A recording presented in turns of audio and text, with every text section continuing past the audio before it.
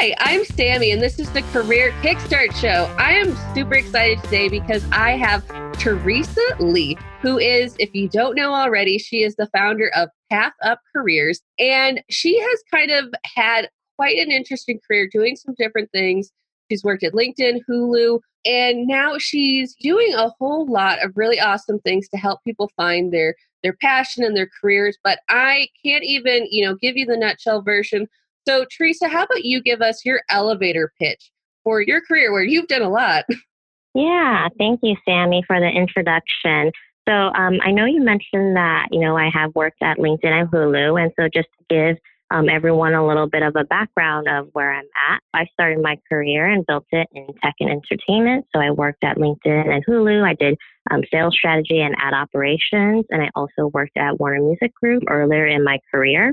And so at LinkedIn, I did a lot of strategic partnerships to sales leadership and similar things at Hulu as well. So while I was, working in tech and corporate, I realized that I was still really searching for that one career that made me really passionate, right? Like we hear about the phrase where, do what you love and never work a day in your life. And so I started thinking a lot more about that. And after reflecting and doing research and really working with people to understand what it was that I was good at and what I was passionate about and what kind of career would be the best fit for me, I realized that I absolutely loved helping people. And it was just a natural thing for me to coach people with their career. And so it was for me a very natural progression into starting my own company, Pathup, to help people essentially find the right career for them. And so my goal working with people and what I absolutely love doing is helping people find a career path that they are fulfilled by. So meaning you go to work and yes, your job has things maybe you don't like as much, but the pros far outweigh the cons because you just love your job and you love what you do and you feel like this is a natural fit for you. Yeah, so that's what I do now. And yeah, that would be my little elevator pitch. Awesome. So I was looking at your LinkedIn and your background, and you have done, like you said, a lot of stuff. Do you feel like the fact that you've been in so many different positions, so many different companies, you've really kind of explored, stuff, even with your volunteer experience, because people might not realize this, but you're like a hardcore volunteer mentor and everything for kids and a lot of these international organizations. Do you feel like that's given you more insight when you do your career coaching? Oh, yes, absolutely. So I think, I have had kind of like an interesting background where I've done a lot of different things. And so as you mentioned with the volunteering, like I volunteered for 7+ years at various organizations that provide, social and educational resources to disadvantaged youth. And I've also served on as a board member at a nonprofit agency that helps underprivileged children get access. And I think what I've learned from these experiences is the importance of mentorship. So in what I do for coaching, it's important for me to fully understand and empathize with where my client or my mentee is at. And so being able to not only mentor kids in my past and adults as well as now, and also be in roles where I'm thinking more strategic about either the company goals or my client goals, it has helped me really blend the two together. So where I am able to provide that sort of empathy and understand where people are, but also help them strategize ways to really get them to their goal. You know what? And the thing is that's a good point about mentorship, because we kind of do job hunting and career building kind of alone in a silo. And that's really not the best way, I think, for you to really kind of hone in on what you want. So how about you tell me a little bit more about finding a career that's right for you? Like, is there advice that people are just giving that's wrong? Is it, maybe a technique that you use? Let's delve more into finding a career that's right for you. Yeah, so I absolutely love this topic. So a lot of people, when they come and speak to me, when they're pretty confused about their next steps in their career, I ask them, what have you already been doing to find that career path that is fit for you? And most of the time, they'll tell me, I've gone out and spoke with other people who are in different jobs, or I've had informational interviews, or I've asked people who've made career transitions as well, like what that looks like. And what I want to say is, granted, though, that can work. I believe that your career is a projection of exactly who you are. And because of that, if you want to actually be fulfilled in your career, you have to really understand who you are before you even go out and look at what careers would be a fit for you. And so that means the first step is actually to assess what is it that you're good at? What is it that you enjoy doing? These are your strengths and your passions. What is it that you need? What are your values? What type of personality do you have? And ultimately, after you have a very solid understanding, if we're looking at a scale from 1 to 10, 10 being super confident, you know exactly what your strengths are, exactly what your passions are, and exactly what your needs are. Once you're there, that's the time you go out and find a career that is a fit for you, a career that you're actually fulfilled by. And so that's when you want to get your informational interviews and really learn more, because then you're talking to people now already knowing what kind of career you're looking for that will fit you, rather than going out and try to look at every career that is out there and talk to different people when you don't really know what is your foundation and what is who you are at the core and what you need. That's a fabulous insight, because people always talk about informational interviews, but they don't talk about the sequence that you should seek them out in. Yeah, exactly. And I do think, informational interviews are wonderful. They will lead to new connections, sometimes new opportunities, and you do learn a lot about the potential job that you might want or be in. But you're right. People don't really talk about the sequence, which is you really want to figure out who you are first and then go look for those informational interviews, because you'll have a solid idea or foundation of what you're looking for and who you are. So that's why a lot of people feel like they might get to a point where they feel really unfulfilled in their roles, even if they're really successful and they've made several successful career transitions. But that's because they haven't really assessed what it is that they need in a career and what is it that the career has to do for them in order for them to be fulfilled. Yeah. And the thing that I like about what you're saying, and it's something that I tell my clients too, is the fact that you know what's going to make you happy. At least even if not consciously, subconsciously, that answer is within you. And until you actually confront that, then yes, like you say, you're just going to go from job to job, and it won't really feel like a career. It's going to just feel like a random assortment of stuff that you've done. It might feel sequential, but it's not going to feel cohesive. An excellent point there, which is absolutely people don't realize that the answer is within them, and they've probably thought about the career path that they've wanted before, but they haven't really laid out why that career is the best fit for them. And sometimes it's not just knowing why it's a fit, but recognizing what is it that's holding you back from actually pursuing that career. So there's a big portion of building the confidence and overcoming those kinds of fears and doubts to also pursuing the kind of career you want. So yeah, I just wanted to add a little bit of a note there, because I think you brought in an excellent point.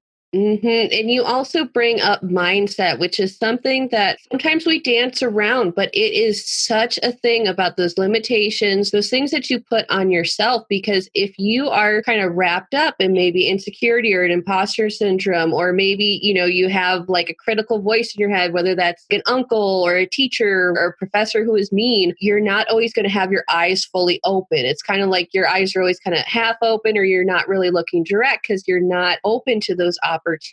Is that something that you kind of have to delve into people often, their mindset?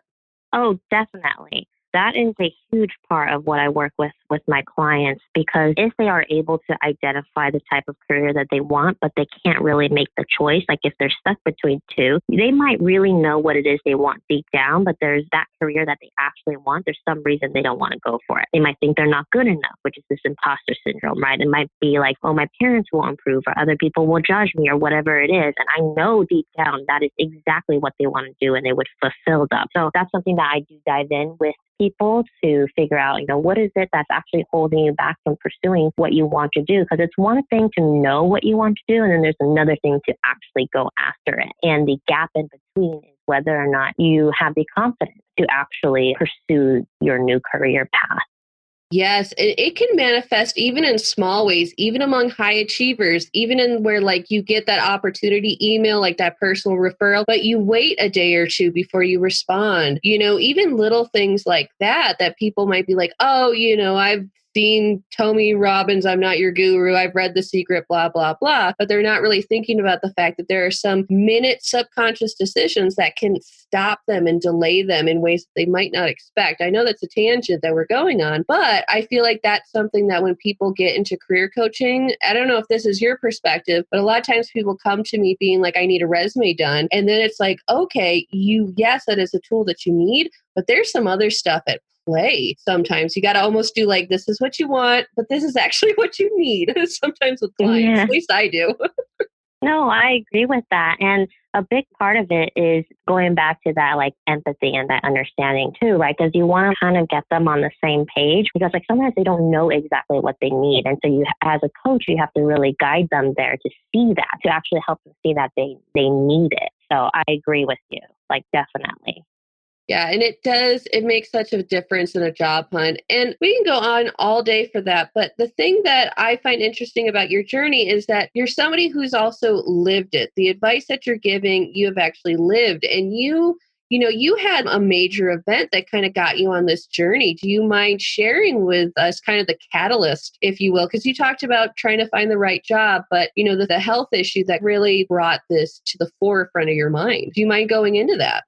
Absolutely. I'm definitely happy to share. I started my company while I was still working, and I had always toyed with the idea like, oh, I should really make this a full-time job. I should actually do something that I'm actually 100% passionate about because I want to be living my best life. And so it's always been an idea that I knew I was doing coaching and I was running Pathup because I loved it. But whether or not I would actually make the jump to doing it full-time was a big decision for me. And it was a big decision because I was scared. And as anybody who has a side hustle, or even if they're in a very comfortable position, their side hustle is like either growing a lot or not growing at all, you always wonder, whether or not you want to make that jump. And it's hard to make that jump because you're scared. And for me, it was my health issue made it more clear to me what the saying of you only live once means. Because at the time when I was still trying to figure out what was going on with me, because I was in pain, I was in chronic constant pain, and doctors couldn't figure out what it was that was going on. And I'm fortunate because I'm totally okay now. And I've worked with like 10 plus health professionals to actually figure out what was going on. But in the process, when doctors can't give you answers, you really start to think, do I have something really, fatal? Like, is there something actually really wrong with me? And that's when you start assessing what it means to live. And that's when you start thinking, oh, wow, I only have one life. And why am I so scared to do something when I only get this one chance to live the kind of life that I want? And a lot of the fear that I had was, of course, like from a financial perspective, but a lot of it was from judgment as well, right? Like, well, will this person think of me? Well, will my family think of me? And it's hard to overcome those fears generally. But for me, it was kind of like a big kick in the butt because I didn't know if I was at a point where my life would have an end date sooner than I ever imagined it would. And so it really helped me overcome that fear. And I wouldn't even say overcome because it's still definitely a kind of like a doubt that plays in my head once in a while, but it helped me like basically take the leap. And so I would say, for me, that was my personal journey. And a lot of times what I recommend people is to really be able to identify, what is it that they themselves want to live? Because if you really take a step back, a lot of things that you fear or you care about or you stress about don't really matter in the long term of things and what your life means. And ultimately, one day you're going to be thinking about how do I live? Do I live the way I wanted to? Do I have any regrets? The same thing that I'm helping people do is because I'm very passionate about helping other people experience what it feels like to truly live the life that they want to live. I love that because for a lot of folks, it seems like we're kind of similar where when you're that high achiever, you're that A-type, you're on top of your game. Sometimes you can't really focus on what's important because you got that inbox, you got that other thing. But you definitely had a moment where, just to quote, Aeneas Nin, which is, and the day came when the risk to remain tight in the bud was more painful than the risk it took to blossom. You pretty much had to take that point where it was go time. You had to drink that go juice and get the heck out and do what you need to do for your life. Now, with that perspective, do you feel like that was the thing that was able to give you some insight, not into yourself, but into other people? Or is that something that was more of a personal thing for you? Oh, I definitely think the former, not just for myself, but for other people. Because what I recognize in a lot of other people is we get scared about doing things because we care about what somebody thinks or something like that along those lines. Or like we're afraid, we don't think we're good enough because we care about what someone thinks, right? This is the imposter syndrome. We're comparing ourselves to other people. So it has helped me, like really understand why people do the things they do or don't do the things they do. And it's really my passion to help people see past that. See that it isn't like this kind of perspective or like this kind of doubt or fear isn't the perspective that you want. And once they can see the other side and get that fresh perspective, it's very gratifying on both ends. Fabulous. You know what, Teresa, thank you so much for sharing your story and sharing a vulnerable journey with yourself. It seems like that was able to give you a lot of insight and wisdom, not just for yourself, but your clients. So as we kind of wrap up this interview, now that I have you here and I can pick your brain, how about you share one of your best tips for whether it's somebody who just needs to figure out what they want to do, or if they're in a stage where they're unhappy, but they're not sure what to start with first. What's your best idea for the person who is stagnant? They know they need change, but they're not sure how. I always say, if you're stuck, if you can't make a decision, if you're not sure, ask yourself what is holding you back, right? If you think like, oh, I want to go to grad school. I think like maybe I should study for the GRE or the GMAT. I've been thinking about this for years. Well, what is holding you back from doing it? And so when you dive a little deeper into why haven't you done it, and you keep asking yourself why, you get down to more of the root cause so that you know what is actually that thing that's holding you back, and is that reason a valid reason?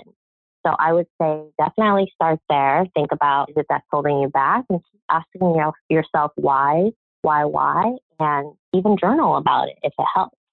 Yeah, totally. I love journaling for them and getting to the 5 whys. It's so important because you're right. It really begins on the inside, because even if you do a bunch of informational interviews, nobody else is going to know you as well as you know yourself. Wow, Mm-hmm. Teresa. Thank you so much for being on the show today. You've given a lot of insight and wisdom to the listeners. Now, for those who are listening at home who want to learn more about you, how about you share where they can find you and what's the latest thing you've been up to? So if anyone is interested, you can find me or my company and a little bit more about what I do at pathupcareer.com. So PATHUP career.com. And I recently have been up to really creating extras to my program so that I can really offer the most to my clients. So I offer a Career for Me program, which is to really help them figure out what career path they want to take, as well as career fulfillment coaching. And then also planning my next trip to Japan. So that's what I've been up to. Awesome. Well, I hope you enjoy Japan. I took Japanese for 4 semesters, barely learned anything, and it tanked my GPA, but I still really want to go to Japan one day. So enjoy the heck out of Japan. I'll live vicariously through you. And everybody who's listening at home, check out pathupcareer.com. She's done a redesign and it looks lovely. So at least go there to admire the web design. So thank you again, Teresa, for joining me on my show. And thank you for everybody who's listening at home. As always, I'm Sami Gardner, and this is the Career Kickstart Show. Bye. Change your career, change your life at CareerKickstartAcademy.com.